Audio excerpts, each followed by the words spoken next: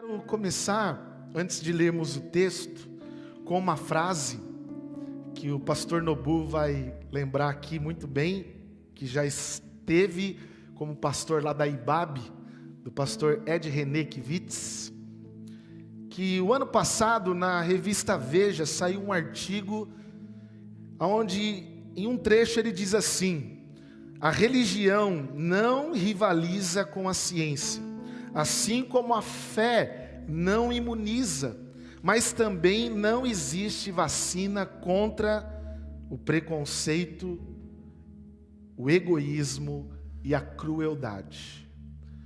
Talvez você poderia dizer assim: por ser cristão, eu não vou ter esse vírus na minha vida e na minha família. Nós sabemos que isso não é verdade. Só pelo fato de sermos cristãos, o sol, a chuva, as lutas vêm sobre todos, justos e injustos. Mas essa frase mostra que nós precisamos não rivalizar nesse processo que estamos vivenciando de tristeza, de dor, de sofrimento, nem politicamente e nem nessa guerra ciência e fé. Não. Nós precisamos entender que Deus tem um papel fundamental em tudo isso. Mas nada descarta os médicos que você procura, a vacina que você pode tomar. E eu quero convidar você hoje, dentro dessa proposta Imunizados, juntos pensarmos na necessidade. Qual que é a necessidade? E para isso, abra comigo em Gênesis capítulo 3. Nós vamos ler dos versos 1 a 13. Gênesis 3, 1 a 13.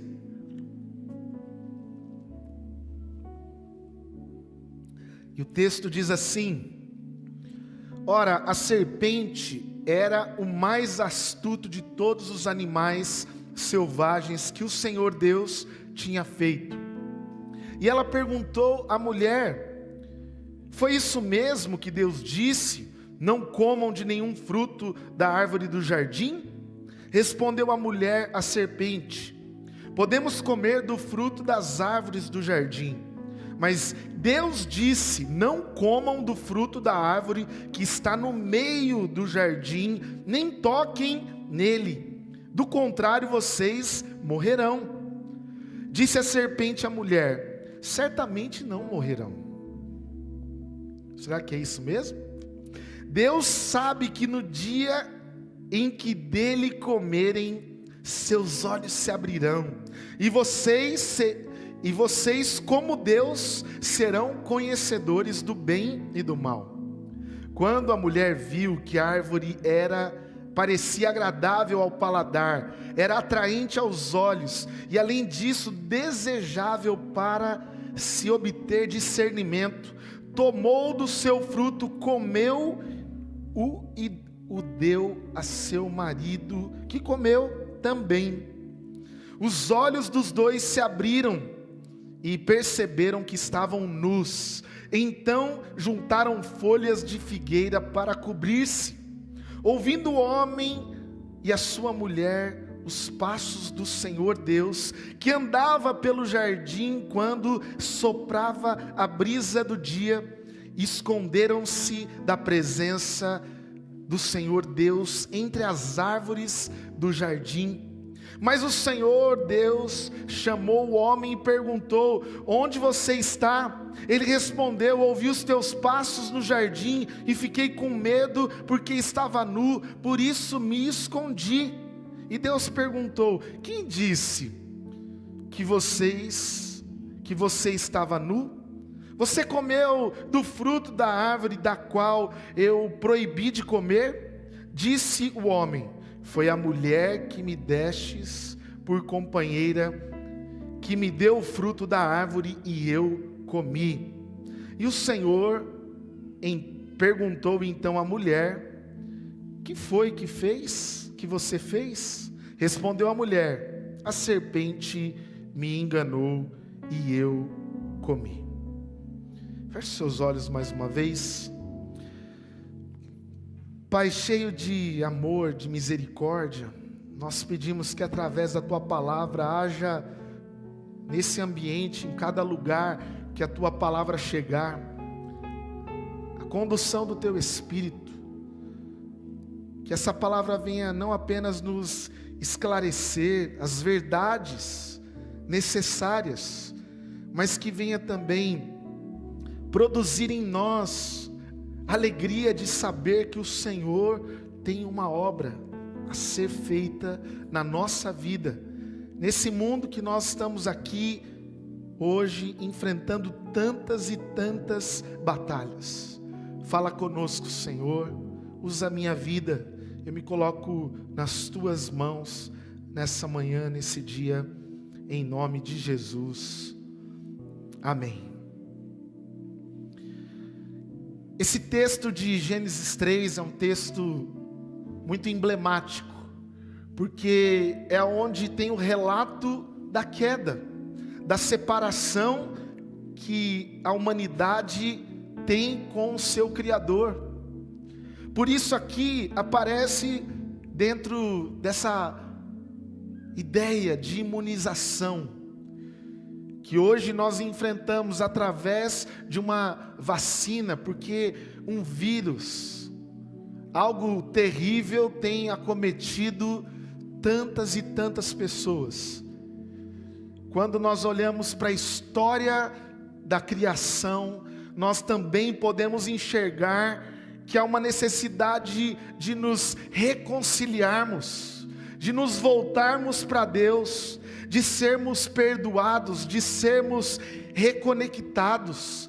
É necessário uma redenção, porque esse mundo foi tomado também de um vírus devastador, que trouxe, não apenas para Adão e Eva, mas para todos, para mim e para você, uma morte espiritual.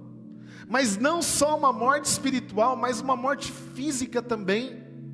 Porque a partir da queda, o plano original de vivermos em harmonia com Deus, com a sua criação, uns com os outros, parece que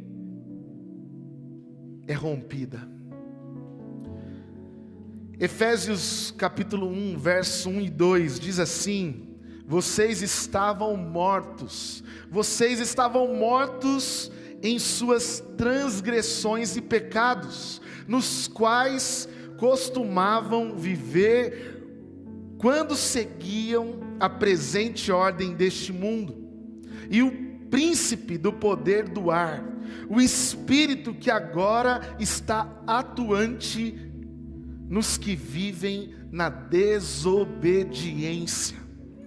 Por isso essa necessidade de uma imunização, de um Deus que tem para mim, para você um plano redentor, ela vem por uma transgressão, fruto da desobediência.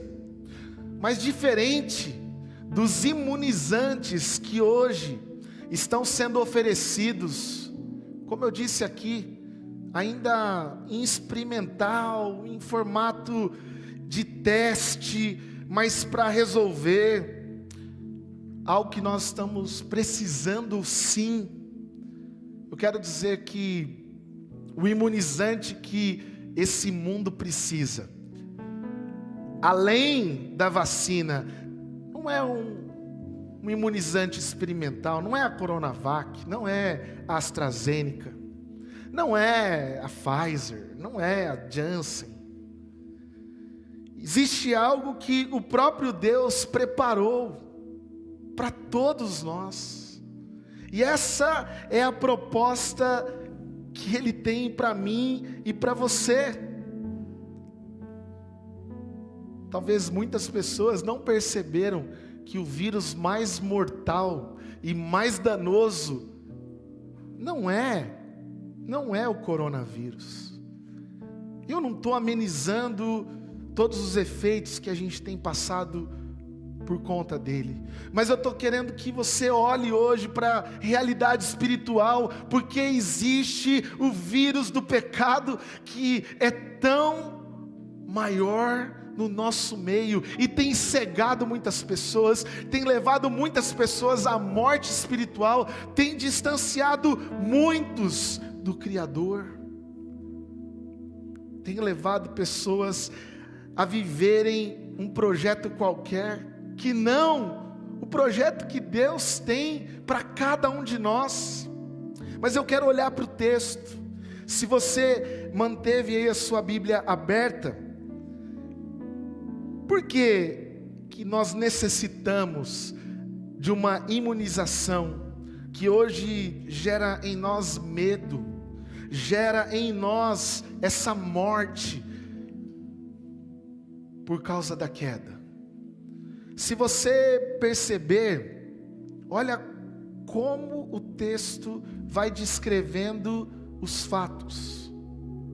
Primeiro, Adão e Eva dão ouvidos e a atenção ao tentador. Se você olhar aqui no primeiro verso, diz que a cobra era um animal esperto, era um animal astuto, e perguntou. Se perguntou, alguém deu ouvidos, deu atenção.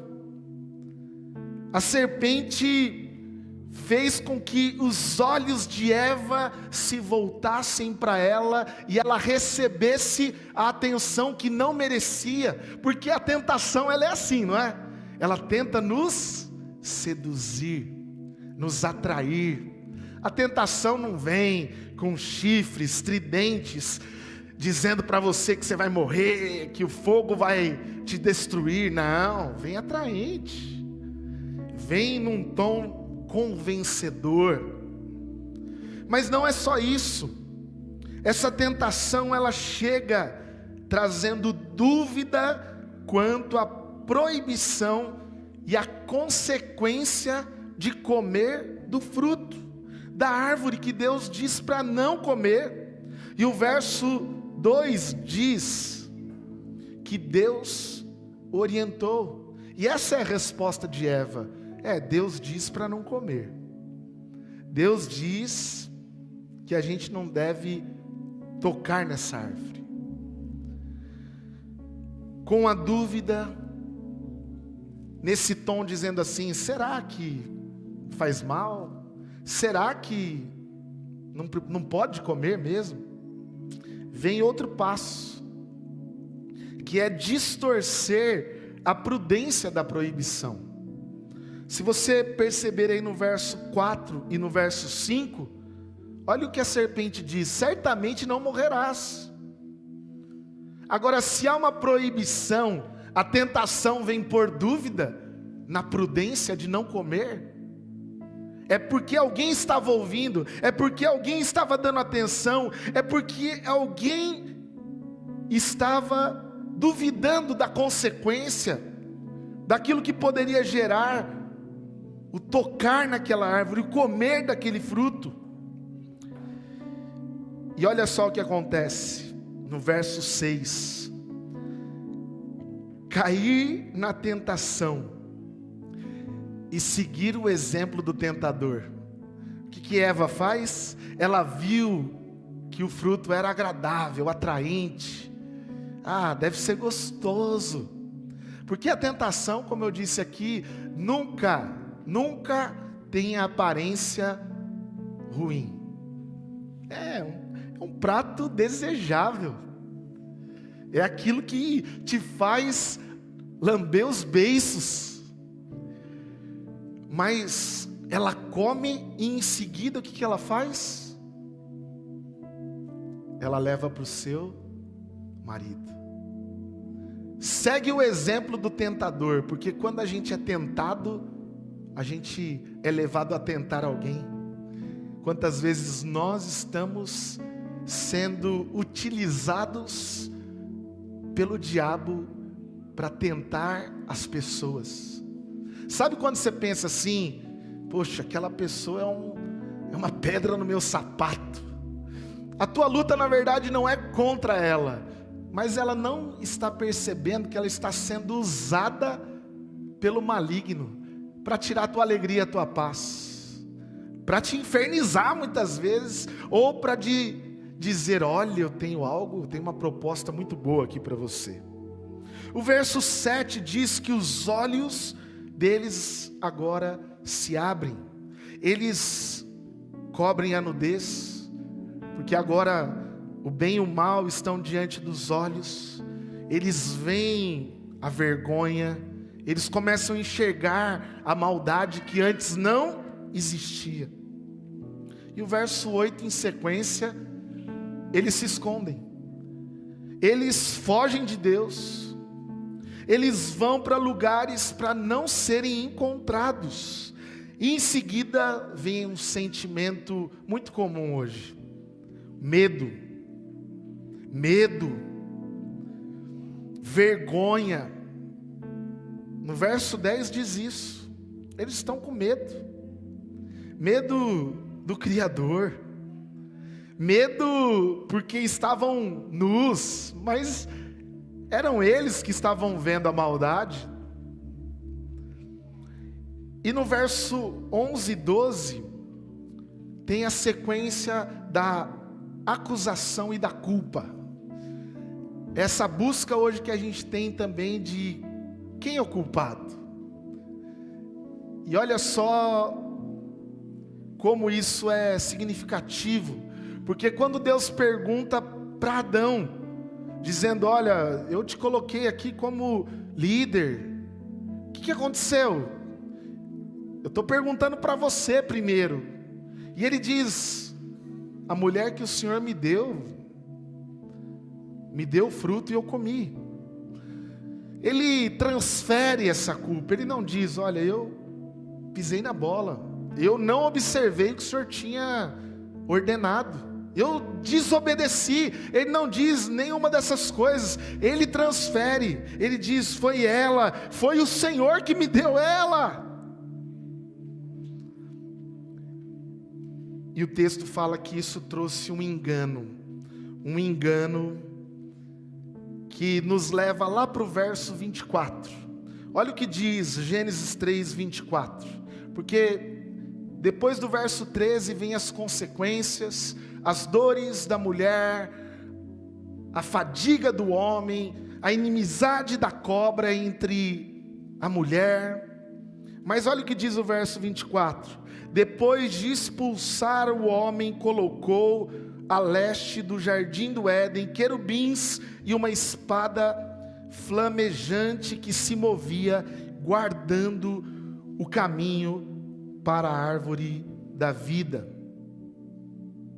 Nós já começamos aqui percebendo que o texto diz, e eu tenho certeza que você já ouviu, já havia percebido algumas coisas que eu disse aqui sobre o texto, mas diante dessas consequências da queda, surge uma necessidade. A necessidade de sermos imunizados.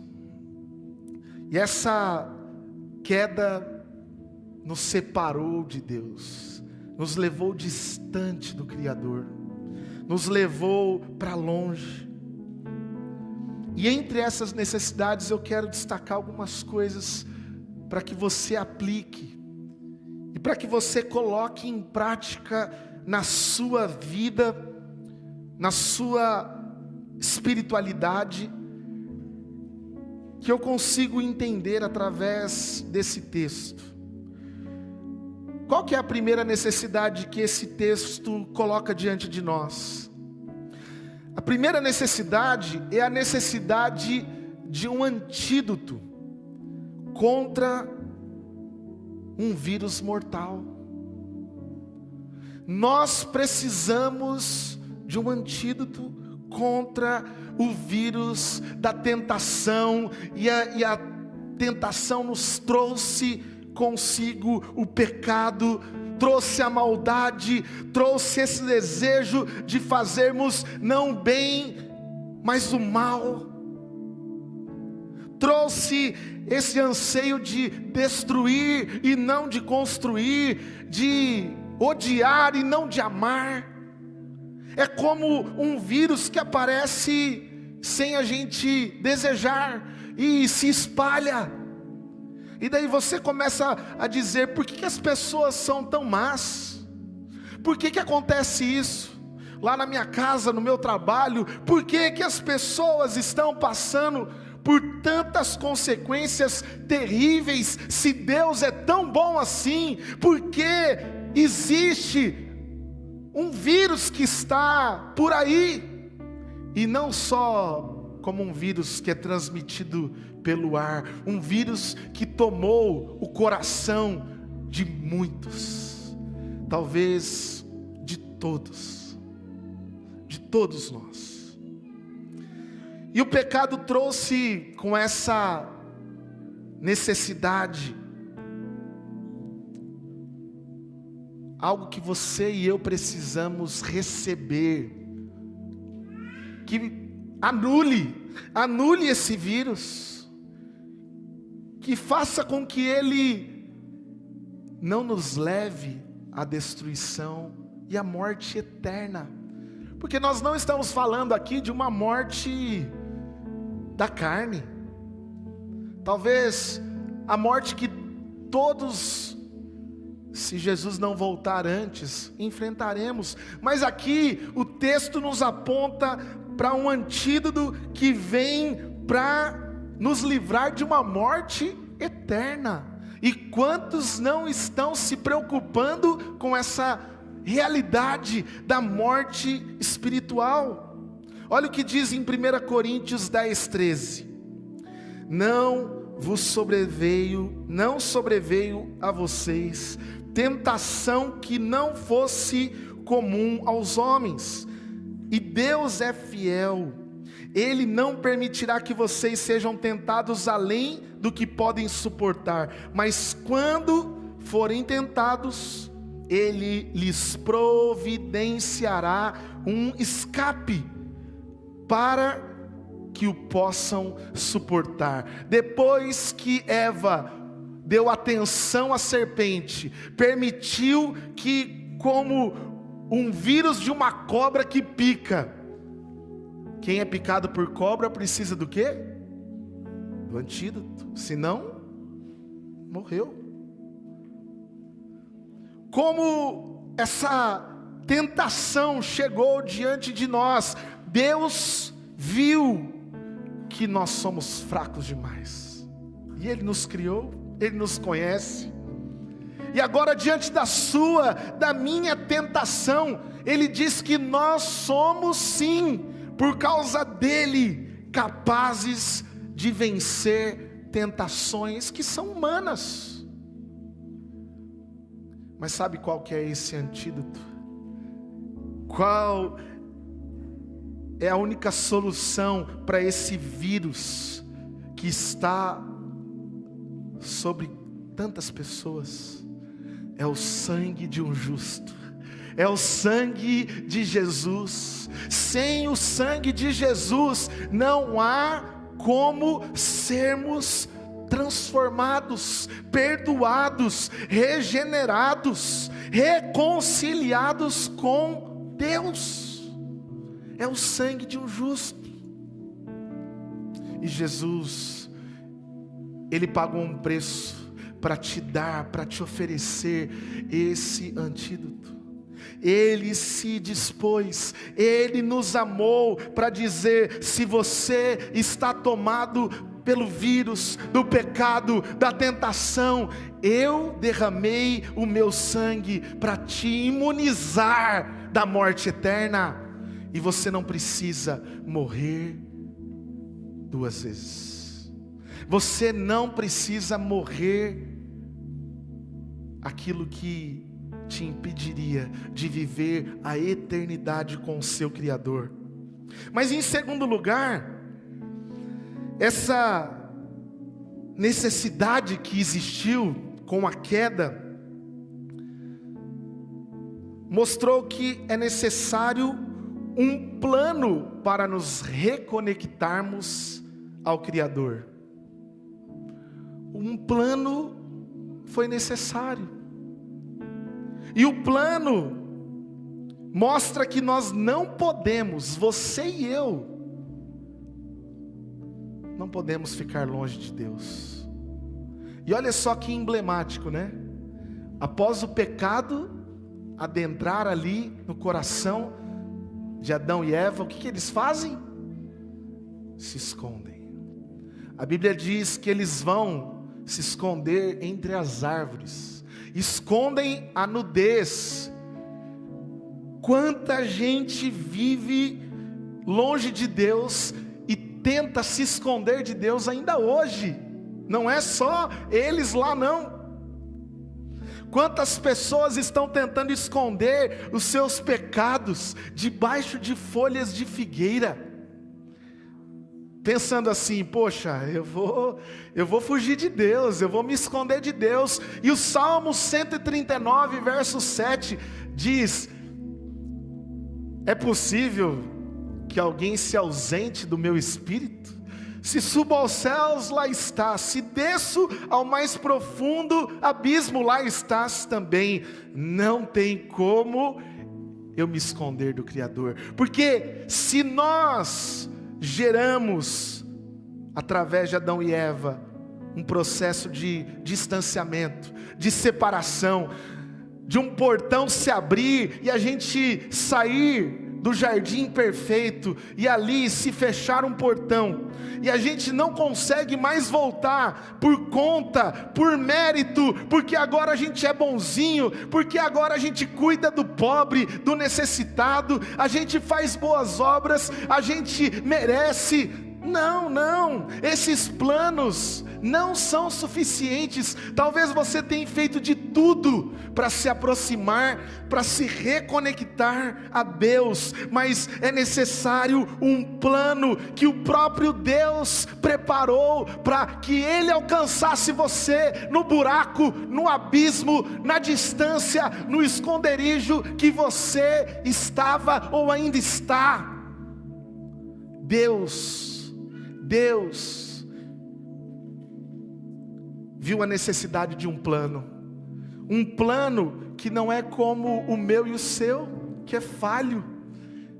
Eu vou todo domingo, e Deus vai me amar, me perdoar, me acolher. Eu vou fazer parte de um trabalho, de um ministério, e Deus vai fazer com que eu mereça, eu seja digno. Todas as nossas tentativas são trapo de imundície. Todos os nossos esforços, muitas vezes é retrato dessa religião doentia, aonde a gente tenta saltar e pegar Deus, procurar Deus. Mas eu quero dizer para você que Deus, Ele tem um plano, e Ele vai ao meu e ao seu encontro. E nesse plano Ele tem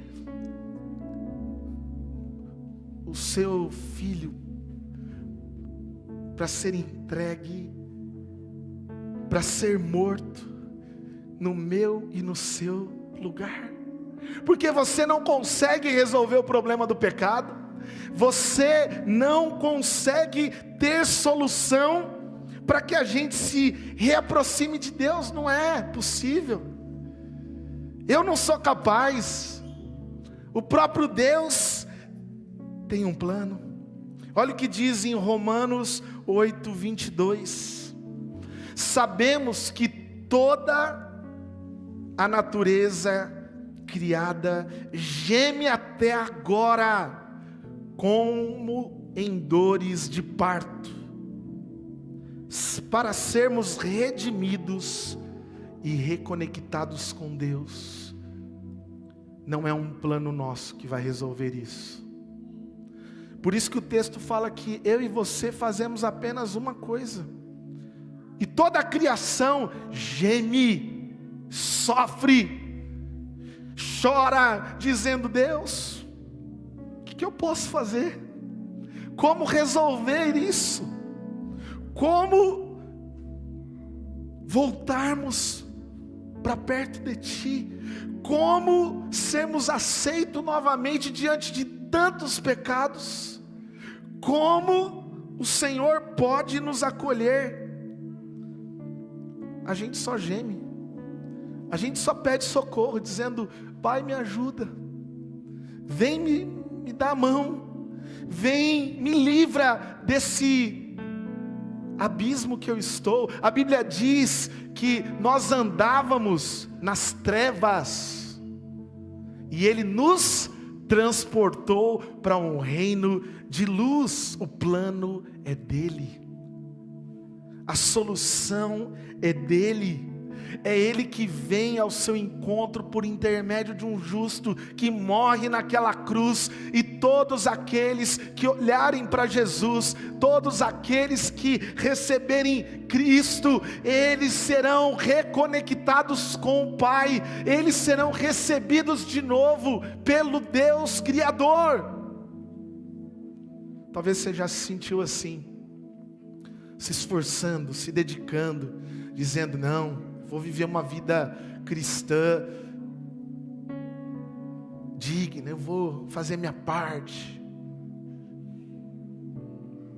Mas é Deus que vem, é Deus que viu aonde você estava, ou talvez aonde você está hoje. E eu quero dizer para você que não há outra solução senão o sangue de Jesus. Se não olharmos para Jesus, como Moisés levanta um cajado, um bordão, enquanto todos estavam ali picados por um veneno de uma cobra, e quem olhasse para aquele bordão era o quê? Curado, era restaurado. Quem olhar para Jesus, quem olhar para a cruz que está vazia, estes serão reconciliados com Deus. E eu quero terminar dizendo para você hoje: você precisa de um Redentor. Eu preciso de um Redentor. Eu preciso dessa solução divina para resolver esse problema da culpa. Porque esse texto me intriga muito nessa questão da culpa. De quem que é a culpa? Os homens diriam de quem? De quem que é a culpa? Lá no jardim? Eva. Não, as mulheres diriam de quem que é a culpa? Da serpente. Adão foi além, falou: Deus, a culpa é tua, porque você me deu Eva. Daí a gente não entende porque um português casa 2 vezes com a mesma mulher, né, Queco? Depois vocês vão entender o porquê. Ele vai contar essa história um dia. Mas o português casou 2 vezes com a mesma mulher.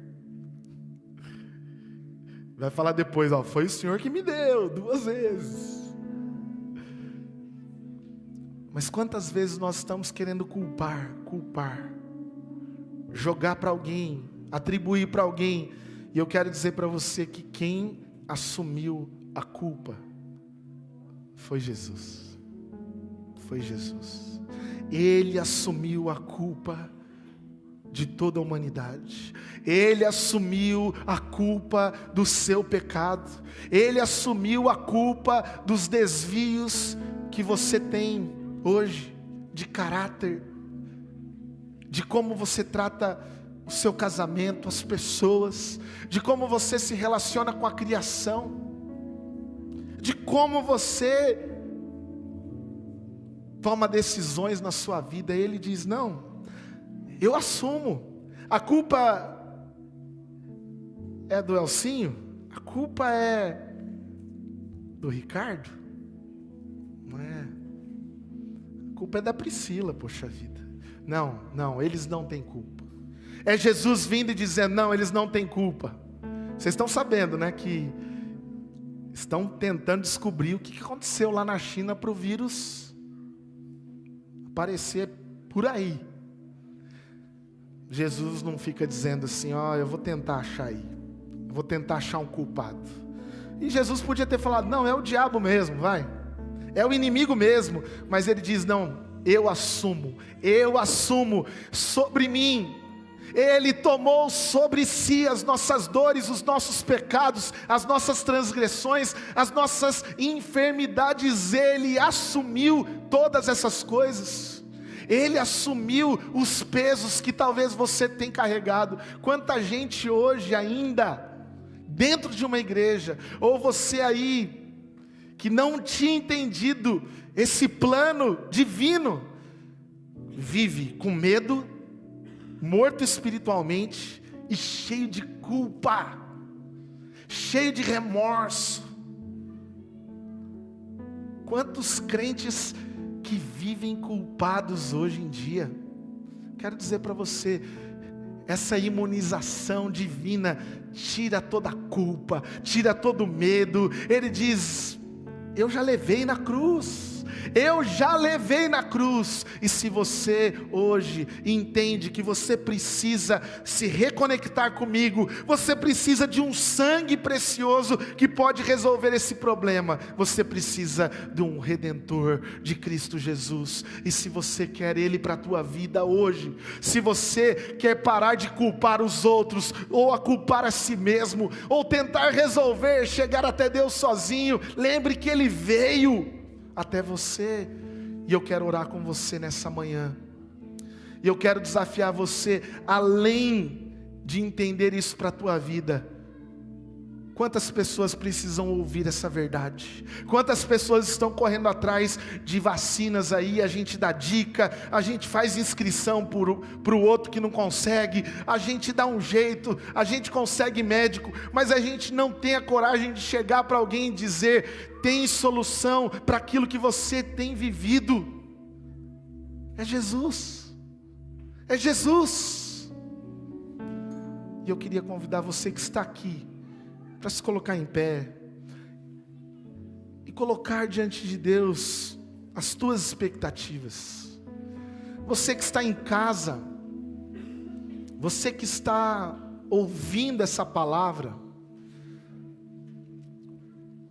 a gente tem uma tendência de colocar um escudo, né? Dizer: nunca é para mim, sempre é para o outro. Não, eu já recebi, eu já resolvi, eu já tratei isso. Mas quando nós olhamos para essa palavra, para esse texto, você consegue ver que a gente continua batendo nos mesmos erros. A gente continua sofrendo as mesmas culpas, os mesmos medos, as mesmas aflições. A gente continua com as mesmas tentativas que a gente sabe que não dá certo. Abra o teu coração hoje, deixa o Espírito Santo tratar o seu coração.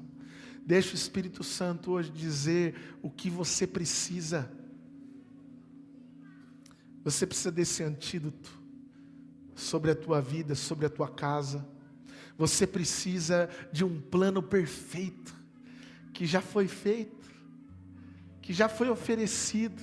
Você precisa de um Redentor que assuma a tua culpa hoje. Coloque sobre Ele. Coloque sobre Ele: vinde a mim todos os que estão cansados, sobrecarregados, e eu vos aliviarei. Você sabe o quanto o coronavírus gerou medo, ansiedade nas pessoas, desespero. Mas eu não tenho dúvida que o pecado, a tentação, gera muito mais, se nós não colocarmos diante de Jesus. Coloque agora, coloque o teu coração, coloque o teu problema, coloque a tua culpa, coloque essa distância. Diga: Senhor, quebra essa distância.